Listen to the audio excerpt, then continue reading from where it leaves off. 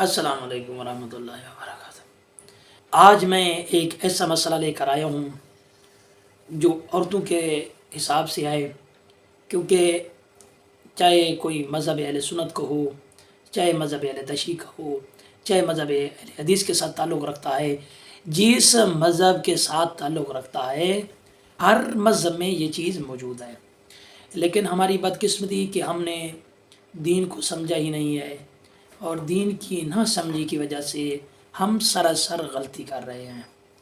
تو میرے عزیزان محترم، مذہب اہل سنت، مذہب اہل تشیع، مذہب اہل حدیث، مذہب جتنے بھی مذہب ہیں، کیا کہتے ہیں؟ مولوی صاحب ممبر پر بیٹھ کر کہتا ہے کہ بچی جب نماز میں جائے یا نماز پڑھے تو اس کے سر کے بال ڈھکے ہوئے ہونا چاہیے۔ تو بیوی جب مصلی پر آتی ہے تو اپنا پورا جسم ڈھانپ لیتی ہے، کلوز کر لیتی ہے اور سمٹ کر نماز پڑھتی ہے۔ اجی میں تو خدا کی دربار میں ہوں، میں تو خدا کی دربار میں آئی ہوں، تو مجھے اپنے بالوں کا خیال رکھنا ہے، مجھے اپنی عزت کا خیال رکھنا ہے، میں نے سمٹ کر نماز پڑھنی ہے۔ وہ بالوں کو بھی ڈھکتی ہے، چادر کا بھی استعمال کرتی ہے، یعنی اپنا پورا تحفظ کر کے وہ نماز پڑھتی ہے۔ لیکن جیسے ہی نماز ختم ہوئی تو اس کا دوپٹہ اتر گیا، ایسے آ گیا۔ اب بیوی جا رہی ہے روڈ پر، اب بیوی جا رہی ہے گلی میں، اب بیوی وہ چھت کے اوپر ٹیرس پر کھڑی ہو کر وہ ساتھ قریبی کسی ہمسائے کے ساتھ حال کھلا میں بھی کر رہی ہے، اس کے ساتھ اس کی خیر و عافیت بھی لے رہی ہے۔ یہ ہے دین، ہمت ہو گئی دین کی۔ جب مصلی پر آئی تو اس نے اپنا پورا تحفظ کیا، چادر کا، اپنے بالوں کو چھپایا، اپنے جسم کا تحفظ کیا، چادر کو یہاں تک لے آئی، یعنی ہر چیز اس نے اچھی طریقے کے ساتھ استعمال کی۔ لیکن جیسے ہی نماز سے مصلی سے اٹھی تو دوپٹہ اتر گیا، کندھے پر آ گیا اور پردہ ختم۔ پھر وہی چیز شروع، دوستوں کے ساتھ گپیں شروع، فیس بک شروع۔ نہیں، مجھے ایک بات کی سمجھ نہیں آتی، کیا فقط خدا مصلی پر آئے؟ مصلی کے علاوہ خدا کہیں پر بھی نہیں ہے؟ یہ بات سوچنے کی ہے، کیونکہ دین جو ہے ہم نے کہا ہے کہ صرف مسجد میں ملتا ہے، خدا جو ہے صرف مسجد میں ہے، خدا جو ہے صرف مصلی پر ہے۔ پیش نماز یا جو عام انسان ہے جب مسجد میں آتا ہے تو بڑا پرہیزگار بن جاتا ہے، تسبیحات میں اچھا جی اللہ اللہ شروع، یا رحمان کی تسبیح شروع، یعنی تسبیح پڑھنا شروع کر دی۔ اور جیسے ہی مسجد سے نکلا تو کسی کی ماں کو گالی، کسی کے گلا، کسی کا شکوہ، کسی کو فون پر دھوکا، کسی کے ساتھ سود کا لین دین، یعنی پھر اپنی پرانی زندگی میں لوٹا۔ لیکن جب مسجد میں داخل ہوا تو پھر شروع ہو گیا، وہ توبہ غلطی ہو گئی، یعنی کیا ہے؟ یہ دین مذاق ہے۔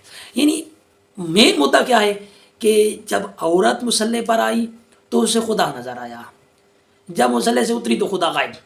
جس طرح وہ برادری کا عقیدہ ہے نا کہ جناب رسول خدا معراج پر گئے اللہ سے ملنے کے لیے، ان سے ذرا پوچھا جائے کہ خدا کیا صرف معراج کے دن آسمان پر تھا، نیچے تھا بھی نہیں؟ یہ عقیدہ ہے، یعنی نیک نمازی کا عقیدہ بھی یہی ہے، ان کا عقیدہ بھی یہی ہے۔ لیکن کوئی ایسی جگہ نہیں ہے جو خدا سے خالی ہو۔ انسان کی شہ رگ میں خدا ہے۔ جب رسول خدا کی شہ رگ میں خدا تھا تو رسول خدا آسمان پر کیوں گئے تھے؟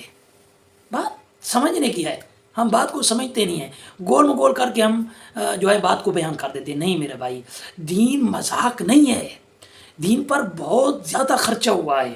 اگر ہم سمجھیں کہ دین کیا ہے، فکر کریں کہ دین کیا ہے، جستجو کریں کہ دین کس طریقے کے ساتھ ہم تک پہنچا ہے، تو ہمیں دین ملے گا۔ اگر ہم نے فقط مصلی پر ہی دین کو تلاش کیا تو ہمیں دین نہیں ملے گا۔ یہ ہم خدا کے ساتھ دھوکہ نہیں، اپنے ساتھ دھوکہ کر رہے ہیں۔ جو ایسا کرتا ہے وہ خدا کے ساتھ دھوکہ نہیں، اپنے ساتھ دھوکہ کر رہا ہے۔ خدا نے ہمارے لیے جنت بھی بنائی ہے، جہنم بھی بنائی ہے۔ اگر نہ بناتا تو خدا کو کوئی نقصان نہ تھا۔ ہمیں سب کو جنت میں بھیج دے تو خدا کو کوئی فائدہ نہیں ہے، ہم سب کو جہنم میں بھیج دے تو خدا کو کوئی نقصان نہیں ہے۔ لیکن ہم نے دین کا مذاق بنایا ہوا ہے۔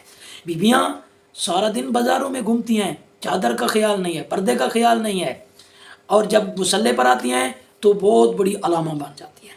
یہ دین نہیں ہے میرے عزیزان محترم۔ دین کی قدر کریں، دین کا غلط استعمال نہ کریں، دین کو اچھی طریقے کے ساتھ استعمال کریں، خدا سے توبہ و استغفار کریں۔ جس طرح مصلی پر آئی تھی اور چادر کا خیال کیا تھا، اسی طریقے کے ساتھ مصلی سے اترے تو بھی اس کی چادر اس کے سر پر ہو۔ دوپٹہ اس کے کاندھے پر نہ ہو، دوپٹہ اس کے سر پر ہو۔ دوپٹہ بنائی سر کے لیے ہے تو اس نے اس کو کاندھے کے لیے رکھا ہے، نہ اپنی زیبائش کی جگہوں کو چھپا رہی ہے، نہ اپنی عزت کا خیال کر رہی ہے، تو پھر وہ نماز اسے کیا فائدہ دے گی؟ نہیں میرے عزیزان محترم، جو دین ہے اس کو اسی دین پر ہی رکھیں، اپنا وجود دین میں ڈالیں، نہ کہ دین کو اپنے اوپر ڈلائیں۔ دین کا مذاق اڑائیں گے تو ہمارا مذاق اڑایا جائے گا۔ میرے عزیزان محترم، دعا ہے کہ کریم اللہ ہمیں دین اسلام کی قدر کرنے کی توفیق عطا فرمائے۔ والسلام ورحمۃ اللہ۔